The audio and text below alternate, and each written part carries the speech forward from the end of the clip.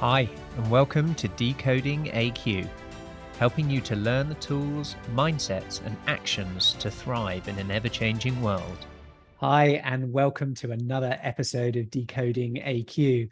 With me today, I have a very good friend of mine, Michael Easley, who's joining us from Sundance in Wyoming. So welcome. Hey, Ross, it is so awesome to be here and to see you. It's great. Yeah, thanks for having me. I'm looking forward to catching up via a podcast, which is going to be great.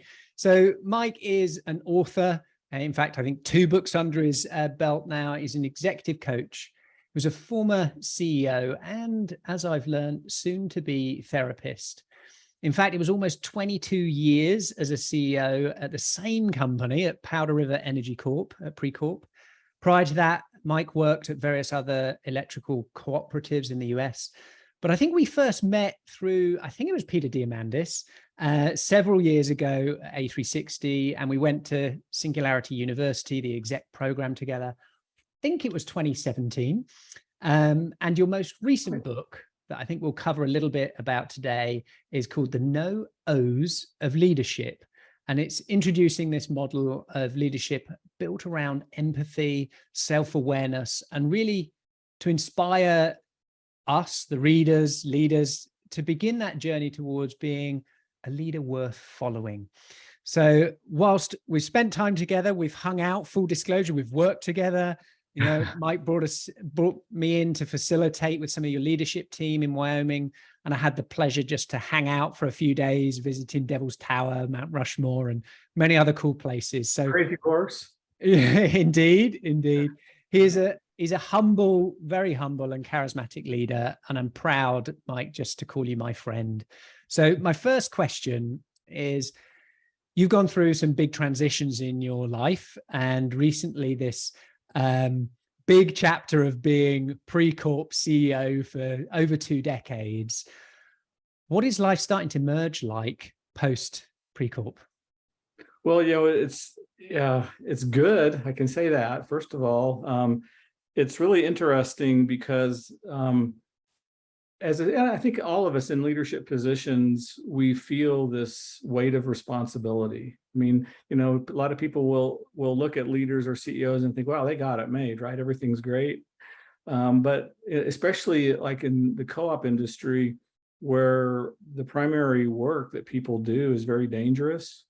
People that aren't on their game, either, physically, emotionally, or whatever, can have a bad day. And bad days when you're working on energized power lines mean lots of people are going to suffer. And so that was always in the forefront of my mind, is the safety of my people. And then second to that is the safety of the public. And anyway, that's a weight. That's all I'm saying, is you just kind of feel that, and you wear that, it's like you're wearing maybe this vest this weighted vest that you don't even realize you have it on anymore. And so intellectually on August 1st, I took that off. Okay. And I took that vest off and I set it to the side. But what's really interesting is my emotional response when I see, and I'm still part of the company doing some advising. So I'm keeping my toe in the water enough to be relevant and helpful whenever they need me. But I'll read an email, or I'll see an issue, or I'll hear something, and my heart will jump a little bit, like, oh, it's like, I got to do something. And then it's like, and then my mind is saying, no, you took off that vest, that weighted vest that's sitting over here. You need to be prepared to help people with that, but that's not your problem now. And so it's really interesting. I feel a release of weight, but at the same time, there's this emotional, maybe it's emotional habit. It's the narrow pathways in my brain that have been wired to care about those certain patterns just really light up for me still. And I'm looking forward to letting that subside. And I know, being mindful of it obviously is one of the first things that you can do to help that subside, and catch it, right? Instead of letting it have a runaway with you. Yeah. So, but it's been great. It's interesting you describe that weight, because often we can't see it when we're carrying it, and it's cumulative. It's a bit like the frog in the pot. If you boil it slowly over time, they're not jump out. If you throw them in when it's hot, they'll jump out. So if you go, oh, wear this, Mike, and you go, blimey, now that's heavy, I don't want to wear it. Whereas actually it just gets loaded with little bits every day and accumulates this weight that you suddenly realize, you were fostering and you built that up, that how does my body even function? How does my mind function? How do I function without that? When, as you say, you get triggered, see an email, and it's the same processes. And it will take time, I think, in those transitions and those periods for the new adventure that you're beginning for yourself. And it started, I think, maybe a time when we first met, the transitions for you in your life of thinking, what is the version of Mike next look like? And you, before we go into that, I want to touch on a couple of things, because at a co-op, lots of people, dangerous,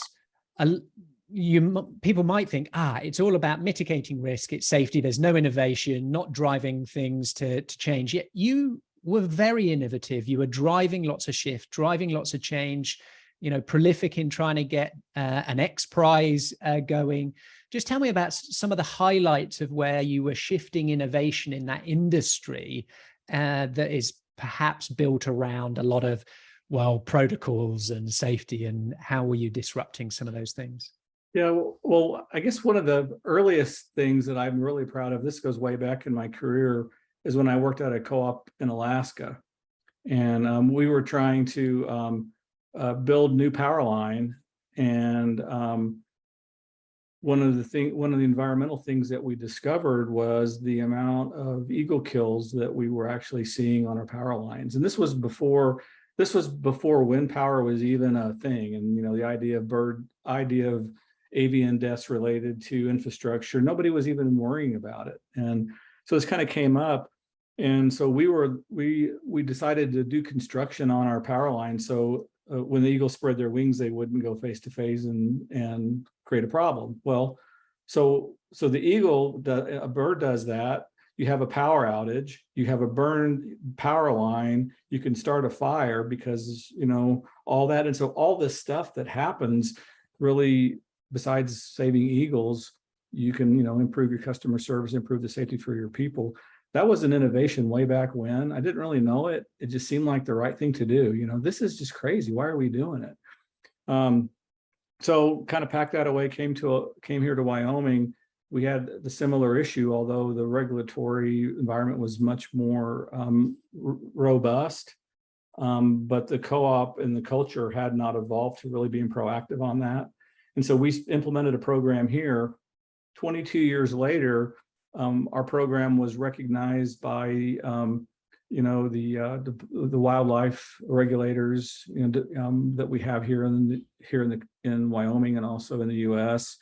The various fish and game divisions, and now what's happening? We are so trusted about what we were doing and why, and it's so ingrained in our culture that now we have some of the larger wind developers in the U.S. that are they're mitigating their unfortunate take, and that's a trade-off with wind power. You have a taking of a wildlife resource for developing a renewable resource. That's just part of it. But they're mitigating that by giving our company money to manage our power lines and to get our power lines even more, more safe and go through our whole system. So a cool innovation from regulatory to social that has lots of impacts. Not really the glitzy high-tech stuff like the XPRIZE, but that's one bookend of it. The other one innovation piece is just starting, we started building the smart grid 22 years ago in the co-op before it was even a thing. And we did it to, we knew, I remember when there were no computers, okay? And if you made a mistake when you were typing something, you had to go to the clerk typist and beg them to retype the Tipex. Yeah. or retype the whole memo or something, and pre-email and all this stuff that I remember. And I could remember going to the board of directors to get the board of directors to approve the purchase of like a 40 megabyte hard drive to put into your PC. That was a board thing. anyway, 22 years ago, I thought, you know what, I think we need to get ready for this, this technology that's coming. And so we started implementing a community, and they're very slow, right? Nothing huge, slow things. And we implemented a background communication system 20 years ago with the help of a grant, kind of a forward-looking grant. And now that communication infrastructure supports automatic vehicle location. It supports automatic, two-way meter reading. It supports, networking across our whole system, video communications across our stuff, communication of stuff in the field. And that just started something that we did 22 years ago, thinking, you know what, we think the direction may go here. Let's just be ready. And so innovation can be this really, it can be like this really grand event of boom, here we are, or you can prepare yourself and companies for innovation, if that's the thing you're looking at, by doing little small things just every day, every year, every month. And a lot of that kind of goes into the leadership model of, you just can't wave your hand and instantly become a leader worth following. And actually, you'll never become. It's a process of becoming, right? Where it's a continual improvement. But just pick an aspect in your life, that is, that you want to improve on, and make it a little better, a little better today than it was yesterday. And over time that adds up. And, the XPRIZE is a great example of that. Wyoming was facing lots of challenges because Wyoming is an energy state, produce coal, produce oil, produce natural gas. And, many years ago, even this was like 2010, 2012 timeframe, the handwriting was on the wall that this is going to be a challenge. And so we worked with XPRIZE to conceive a carbon capture, incentive prize, knowing full well that there's no silver bullet that's just going to instantly solve the problem. Whatever you do, especially early adoption, is going to be costly. There's going to be resistance and all these things that said, you just shouldn't do this, right? And, I remember one of the quotes from Peter Diamandis. He says, if you believe something is impossible, it will be for you, right? And so we decided to believe that pulling together this was possible for the state of Wyoming. And anyway, long story short, we built an integrated test center. XPRIZE was one of the first, tenants of this carbon CO2 capture facility at an existing state-of-the-art, a brand new coal plant at the time. So it was really clean emission-wise, except for CO2. And that thing is continuing today. And now they're actually starting to dent the barriers around cost effectiveness and ability to actually make it pay for itself, and technologies and all those things. But none of that would be possible were we not thinking about something a decade ahead of time, thinking, what if we could just start? What would that look like? And so I think innovation, I love like the flash in the pan. I love the breakthroughs. Those just excite me. But over what I've seen, innovation can be, having the big idea, and then just making little steps along the way to get pathway there. to it. I think it's that ambidexterity, isn't it? That you're anticipating what is going to be relevant and irrelevant, what's going to be possible and not possible, and then plotting pathways towards that. And some things take a long time, some things will happen in a condensed format. For people who aren't maybe familiar with XPRIZE, tell what is that? What does that actually mean? And where is it at right now? So what is it? What was set up, and what's some of the results? You alluded to a couple there in Wyoming, but as a vast opportunity. Yeah. So the XPRIZE itself, as a company, is a not-for-profit foundation who is they're housed in California, LA, and they basically are an incentive prize model that basically has a global reach. And their idea is to, instead of going out and looking in the haystack, for a needle, you create an incentive prize, and the needles all come to you. So you're not out there doing, looking through a needle in a haystack to find a solution to a grand challenge. And they pick on the world's grand challenges, whether it's environmental, whether it's humanity related, technology, health, all those kind of things. And there's a sort of a group selection process, a down select thing, lots of innovation and visioning to get these, kind of conceive these potential challenges. And the one that we did in Wyoming was a CO2 capture challenge, and but they needed a place to do it. So you can't really do CO2 if you want to move out of the lab and do it in the real world, which is really what makes sense. You have to have a real coal plant.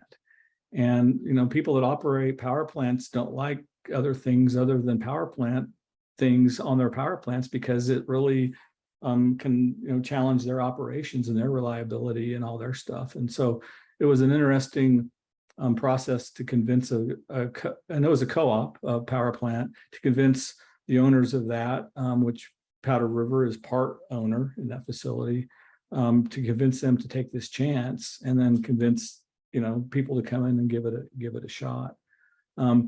XPRIZE is an amazing entity that is funding and solving some of the world's greatest challenges. And there's if you're in the ecosystem, you are aware of it, but if you're not, you probably wouldn't be. But some part of it is it's like going quietly about going through the world and doing good things quietly.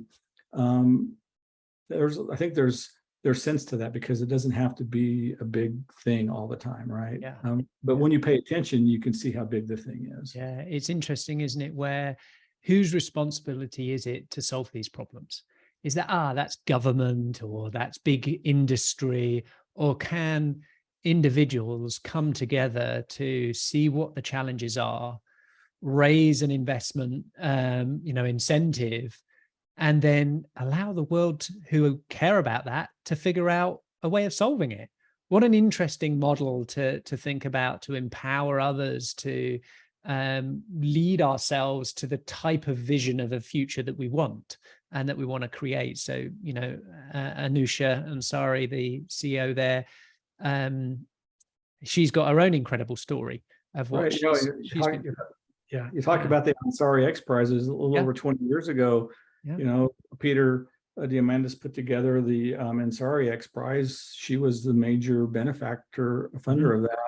And they basically launched the private space industry. Yeah, incredibly powerful. If you're on the inside, you're aware of this network and things of what has happened. Virgin Galactic wouldn't exist without it, and all of these knock-on effects. So whether it is in, healthcare, as you mentioned, education, or environment. And it links me a little bit to now coming back to your own journey that you've gone through of navigating a complex organization with thousands of people through not only these innovations, not only through safety, but also through a big shift in the way in which people feel about energy and power. I'm sat here in the UK where the news right now is the energy crisis. Everything is rising. The price of everything's rising. And we've got challenges of how do we energize our needs as a species. We have things going on in, the Ukraine and Russia that are having effects for the rest of the planet. And so for me, your transition from that of you can't turn off a care about it. You can't turn off these things, but you can approach how you contribute to that differently. And so your shift now into the world of executive coaching and soon to be therapist area and your book. Just tell me about some of that transition of what has motivated you to do that. What was the sort of power behind the book, and what are you hoping to see? If you're great at anticipating, what might it look like for you and your contributions in the next sort of year or two of how you're taking all that experience and shifting how you serve it in a slightly different way? Well, I think what sort of the heart of maybe even the book, and even just maybe my vision for how we work together as people, is it's so easy to have grit in the gears and friction in the systems of our relationships. And, anybody knows, I think everybody understands this. if you have friction in something, then you waste a lot of energy, and things just don't move right, whether it's, relationship friction, or, if you're trying to, take the air out of the tires in your car and try to push it, you'll see what I mean, or your bike, lower the pressure of your bike, try to ride it. It's really hard to pedal. Put a lot of air in your tires and you can pedal a lot easier. That's friction. And so I have seen in my context as a leader, just that evolution of a leader who is, who unintentionally is putting friction in the system. Whether it's your own system, we have to start with ourselves first. And then the systems that we may lead, whether we're leading teams or leading organizations, is figuring out how to get the grit out of the gears so things can get on step and go well. And you just take a look at our social systems, our political systems, all those things. There is such, and friction might be the wrong word. Friction, like personality clashes or whatever. But I'm talking just the idea of grit in the gears of how things work. It takes so much energy to overcome that. And if we can overcome that, even bit by bit by bit, then we end up actually just living a better existence. Our day-to-day walk on the planet and who we interact with ourselves and others just becomes a much easier thing to do. And so that's sort of the underlying need for that. And unfortunately, I tell some of the stories in the book, but for me personally, my early leadership stuff, I think I was kind of hard to be around a little bit, maybe more than a little bit. It took me a while to learn that, maybe what was causing that. And when I realized that I'm the only thing that, of all the things that need to be changed in the world, I'm the only thing that I can really change. Like, dang it, wish somebody would have told me that sooner. And so you kind of scale it up, 22 years of experience of learning that. The idea behind the No O's book was to maybe get that message out to people and give them a chance maybe to learn from my experiences and maybe have a little less grit in the gears, quicker and sooner than they would otherwise gain from experience. I guess that analogy of, grit in the gears or dirt in the system in some way, it can show up in a variety of things, a way of thinking, a behavior, a process, or it can be a piece of technology, a system, or a particular way a market functions that used to be maybe a lubricant, but over time it's now transformed into a bit of dirt, into a bit of grit, and it's now making it not function as well. And I think that's an interesting way of thinking about it, because it doesn't often start out as a bit of grit or a bit of dirt. Yeah, that's it starts out as being the thing that actually helps it happen, helps it move. But over time, it transforms because something else changes in the system, and it becomes then a piece of dirt, a piece of grit, or whatever. And first of all, like you said, recognizing them, seeing them, and then changing what is the system, how's it used, how's it deployed. So walk us through what some of those O's are, if you go over the various things in leadership in the book, and how perhaps for some people they've been a lubricant to get them somewhere of confidence or of success that now have become maybe those points of friction for the next phase of their growth. Yeah. So when I talk about this idea of getting the grit out of the gears for yourself, your teams, or your organization, I think the heart of that is this idea of being self-aware and having empathy. And self-awareness basically gives you the ability to know what it's like to ski in your wake. I mean, as we all leave wakes, in our lives, and leaders probably have the ability to impact more people. And so their wake is more concerning, or, impacts more people. And if you know what it's like to ski behind you, then chances are you might try to, do your active leadership and how you go through the world to leave maybe a smaller wake. So that's kind of the self-awareness piece. And then empathy is like also, we know what it's like to feel what it's like to ski behind your boat, right? So you can feel people's challenge or frustrations, and And the idea of empathy isn't really feeling sorry for somebody. It's really being able to share in their experience, whether it's their experience of you or the experience of difficulty that they're having. And, as leaders, we always get to work, be productive, go do it, right? I mean, we just got to get this done, people. We just got to, come on. And one of the things that I realized not early enough in my career, and we were just talking about some of these challenges earlier, Ross, but on some days, the mere act of getting out of bed and putting your feet on the floor, that is an amazing heroic act. And so somebody can come to work and, maybe it's not their best day ever.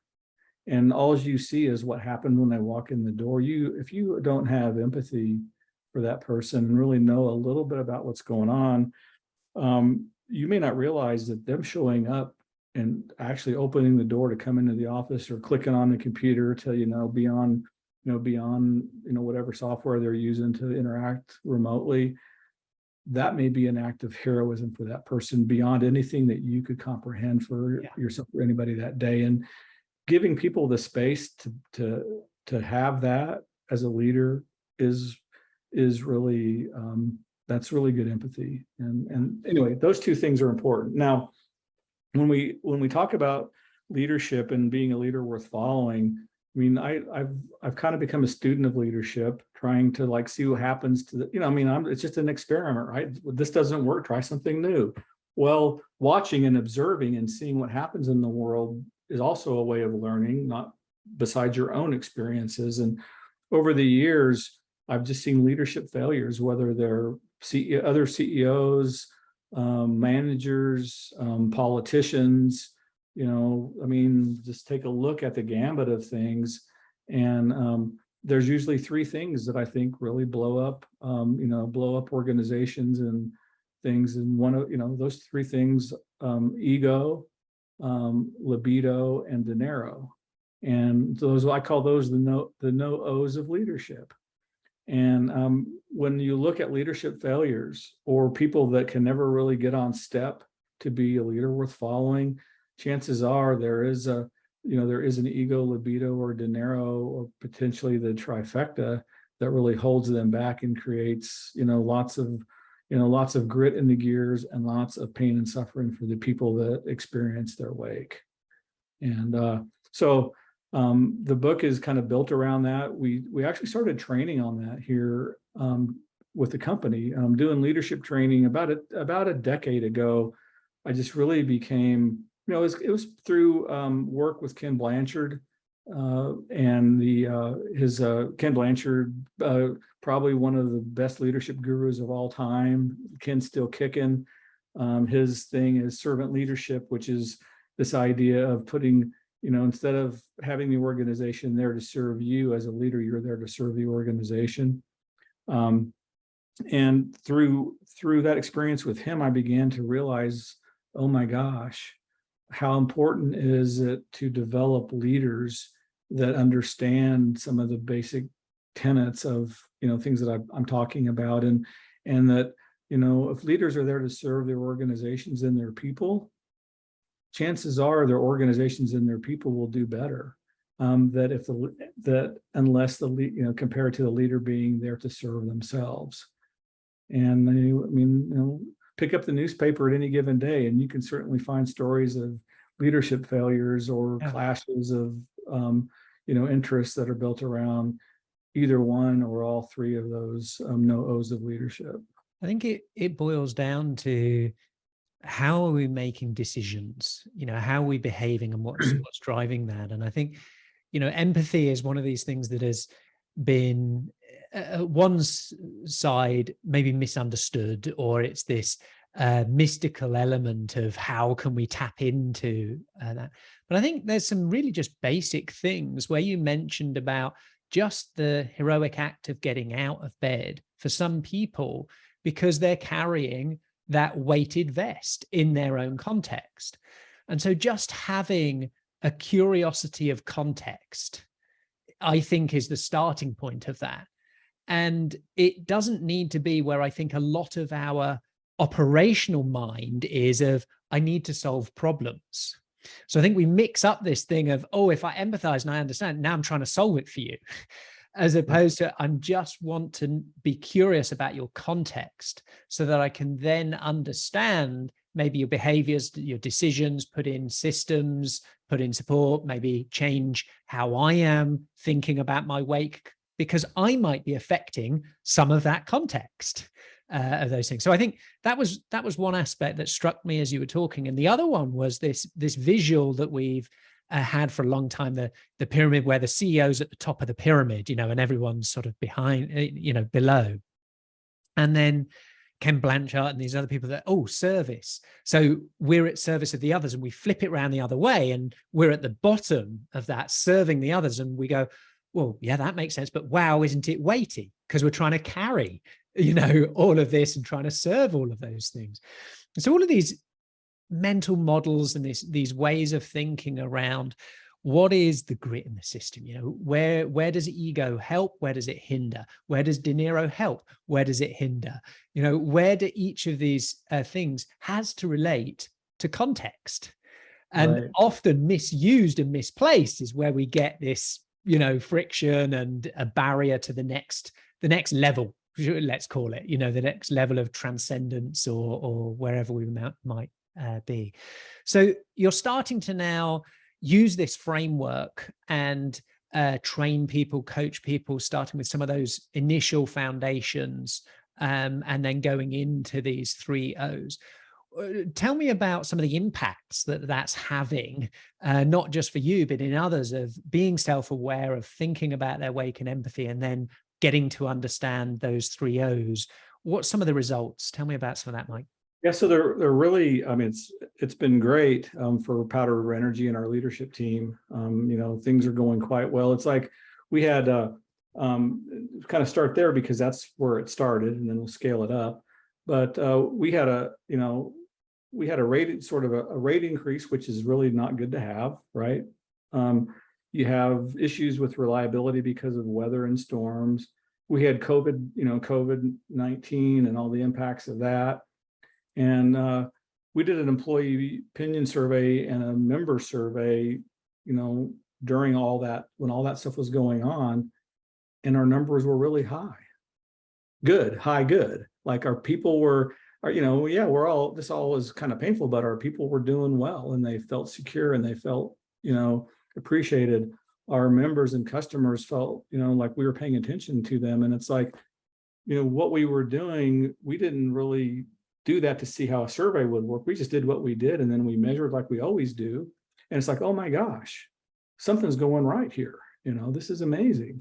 So those things, if you pay attention to your leadership, how you motivate yourself, which is really important aspect too of your mindset, you can make positive change for everybody around you and create this bubble of good energy. Moving the no-O's out of PRECorp into the world, into the wild, has been a pretty cool experience. Just got finished with, I call it the no-O's. It's the no-O's of leadership book club and leadership development experience. And so I'll kind of have that as something I've done. And I had a group of about 25 leaders from the Wyoming Department of Workforce Services. So this is the team in Wyoming that basically does everything to do with employment, whether you're retraining people to get new jobs as the energy industry goes from, high carbon intensity to different types of energy. There are shifts there. Coal mining people are, those jobs have been, ebbing and flowing for many years now with layoffs and different things. You have people so there's retraining, there's the trauma of losing your job, there's unemployment, there are people that get injured and need vocational rehabilitation. It's the full gambit of everything workforce related is in this entity in Wyoming.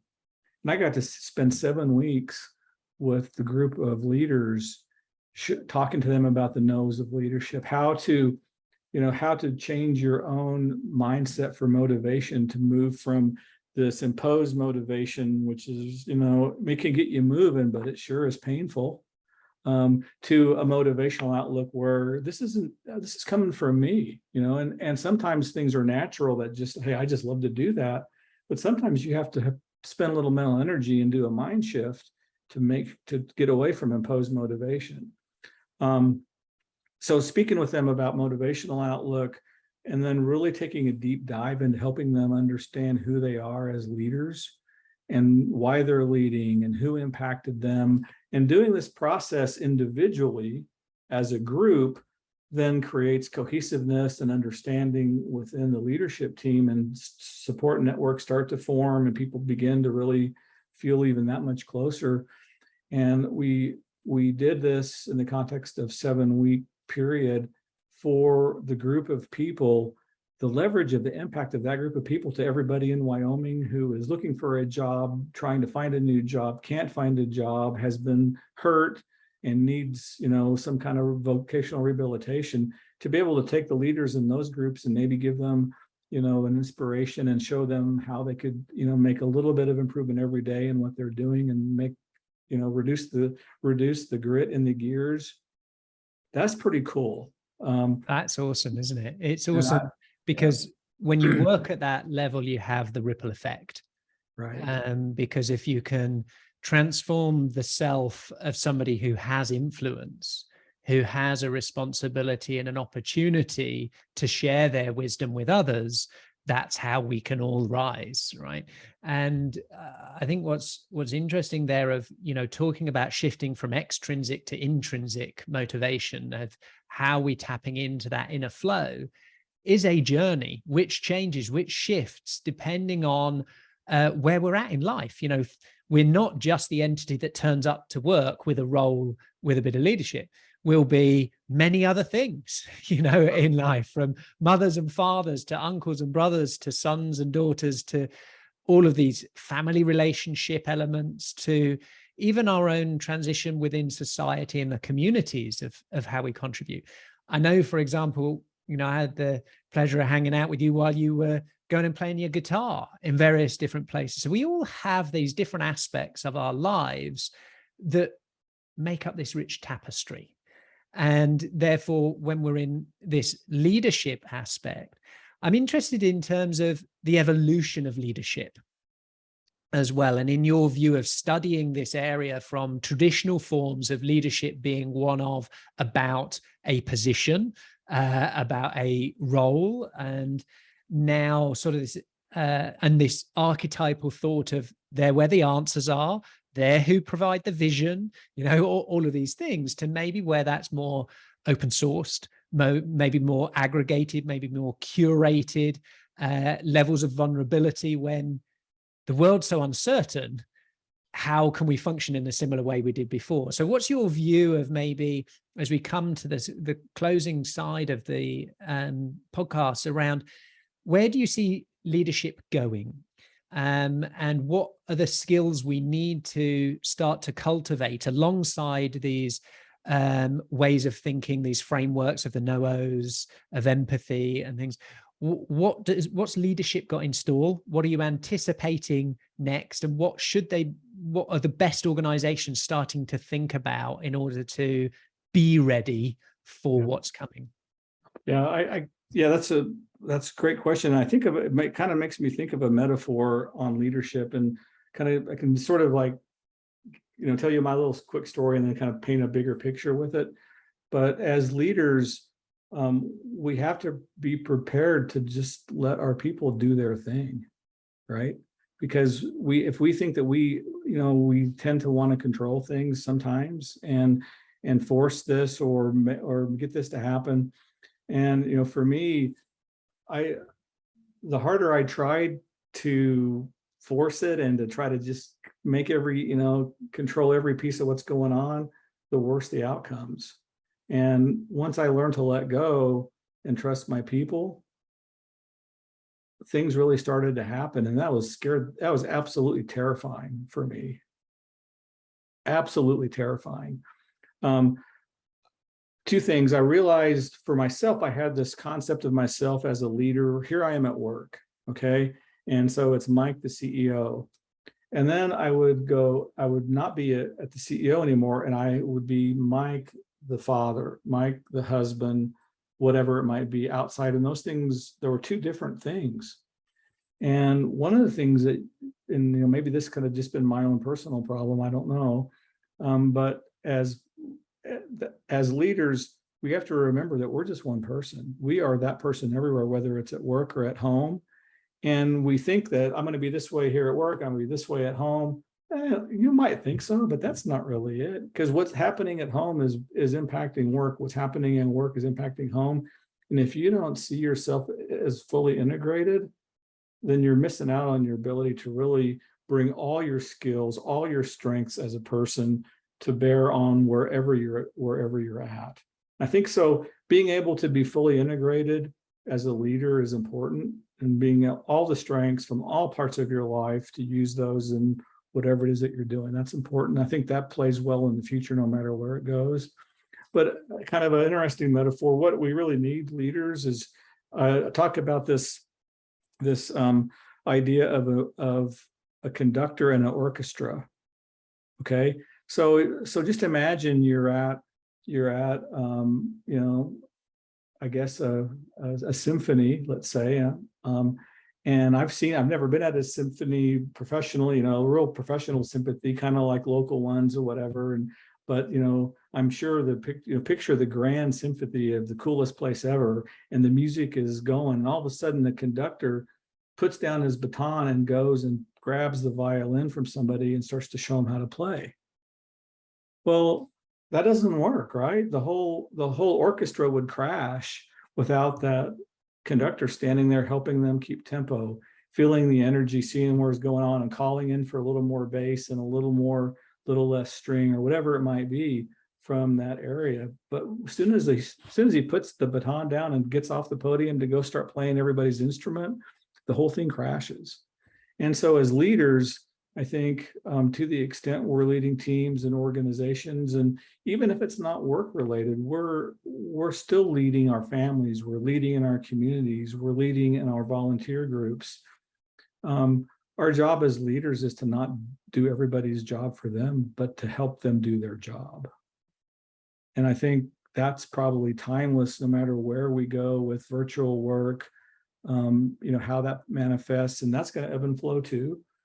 How we use technology, I think bringing our full selves to work, even the parts of our personal lives that we have, bringing all that to work, and then making sure that we, that we let our people do their job and don't do their job for them.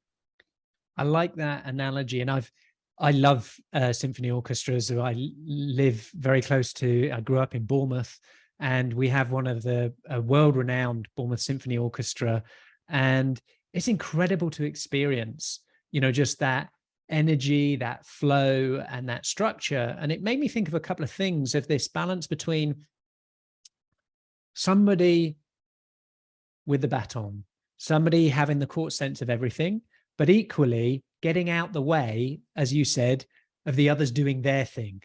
So it's leading in our lanes. Right. And so the violinist leads in his lane of the violin, the celloist leads in there, and they have, their different ones that they follow, but each of them will then lead all sorts of aspects of their own lives.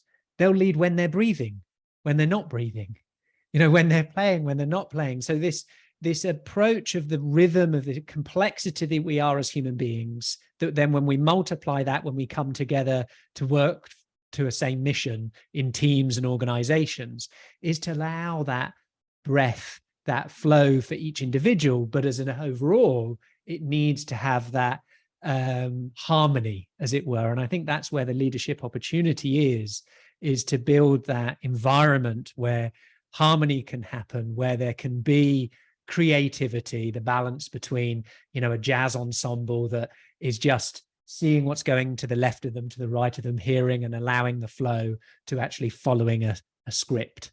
And I think that's coming back to this ambidextrous innovation, the big bang and the incremental, between following the script and allowing the jazz. And leadership, I guess, is that beautiful dance, isn't it, between the script and the jazz things. And when you find that sweet spot, when you find the flow of leadership, it's amazing to experience. Yeah. And it's amazing to experience, and then also to share in that experience. Yeah. So yeah. Got two last things, Mike. And one is a question I ask everybody on the show. And the second part is, if people want to get in touch with you, what is the best way to get in touch with you? The no O's of leadership. Is it LinkedIn you prefer? Is it the site about the book? Where is it? So we'll answer that one second. But the first one, Mike, is, when was the last time you did something for the first time, and what was it?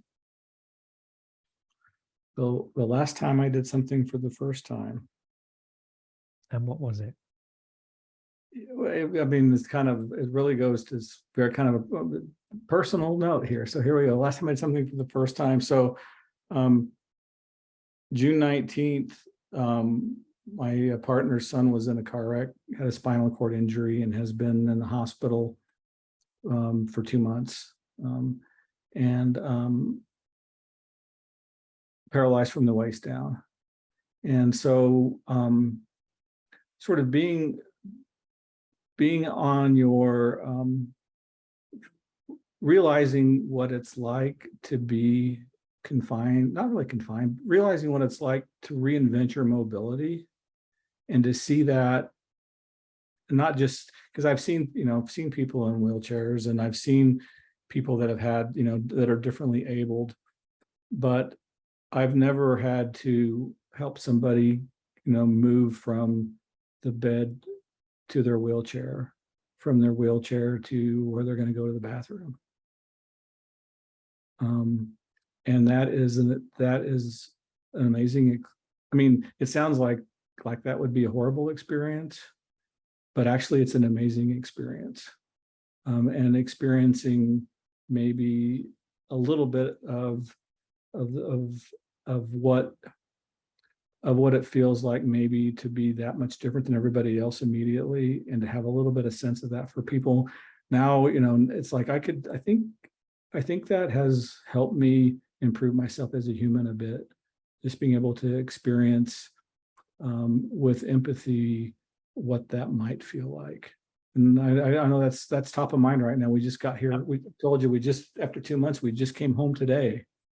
And so that's kind of top of mind, is that experience of what it feels like to be that way, and to experience that. I really appreciate you sharing that with us, Mike. I know we chatted about it before we hit the record, and these events that happen around our lives are the events. How we then choose to apply our thinking and our heart and our energy to find amazing in darkness, find joy, bring a positive frequency to situations that can be the most challenging, is the call of our best selves. It's not when the sun's shining and it's rosy. It's when the lights are out and things aren't going well, that we can be our best versions and our best selves for us, for people around us, and those sorts of things. So finding that gift, I think, is a skill. It's an expansion of the best of who you are, Mike, and that impact will ripple many beyond you could even imagine. I have every confidence that will resonate out for many people that you touch through that experience. So thank you for sharing that. I'm sure anyone who's listening will send their positive energy and frequency for smiles on the face each morning for your whole family around that time. And if people want to get in touch with you to, hey, hang out in Wyoming, have some awesome time canoeing on the rivers, watching you play and enjoy guitar, or experiencing, on a more serious note, how you can help people through mental health transitions and leadership transitions, how do they get in touch with you, Mike? Yeah, so find me on LinkedIn, Michael E. Easley on LinkedIn, and the profile, I think if you find the right one, it'll be former CEO, author, and a wannabe therapist. And I'll be finishing my degree in clinical mental health counseling here in just a little while, and maybe I'll be able to change that title here next year to actual therapist or something. So that'd be great. That's awesome. I have no doubt that will change when you set your mind to something, Mike. I know it manifests, whether that's books, helping people, or reinventing even your own life. It's been a pleasure to hang out again. It's been too long since we chatted last time. Really enjoyed it, and thank you for sharing. Yeah, thank you, Ross. It's been awesome. Yeah. Do you have the level of adaptability to survive and thrive the rapid changes ahead? Has your resilience got more comeback than a yo-yo? Do you have the ability to unlearn in order to reskill, upskill and break through? Find out today and uncover your adaptability profile and score, your AQ. Visit AQai.io to gain your personalized report across 15 scientifically validated dimensions of adaptability. For a limited time, enter code PODCAST65 for a complimentary AQME assessment. AQai, transforming the way people, teams, and organizations navigate change. Thank you for listening to this episode of Decoding AQ. Please make sure you subscribe on your favorite podcast directory, and we'd love to hear your feedback.